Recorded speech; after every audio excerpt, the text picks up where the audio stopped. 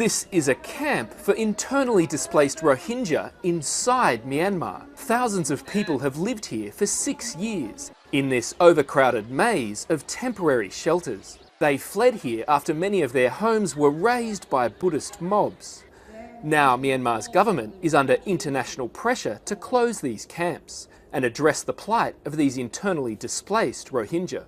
But critics say they're just moving them to new but still isolated housing where they'll live under the same oppressive conditions. Reuters' Simon Lewis has been investigating the story. We're talking about nearly 130,000 people who have been stuck in camps in the central part of Rakhine state for more than 6 years now. This area is just south of where last year a massive military operation forced more than 730,000 people across the border to Bangladesh. What we found is closing the camps really just means building new houses next to the current shelters where these people are living. There's concern from international NGOs that while people are being moved to new homes, they're not getting back their freedom of movement or access to health and education. Journalists are not allowed independent access to the camps in Rakhine, but Reuters was able to speak to residents by telephone.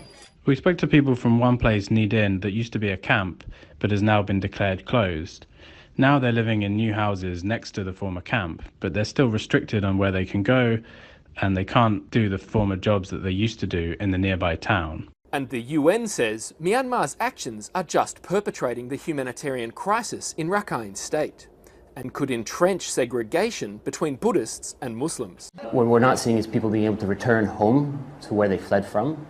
And we're not seeing much more than a change in the shelter. And the people in those places, in those camps, still are relying on humanitarian assistance because they still don't have freedom of movement.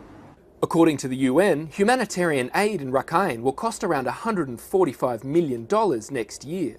Myanmar says its national strategy to close camps housing internally displaced people is in line with 2017 recommendations from a UN commission, and that there are no legal limits on freedom of movement in Rakhine.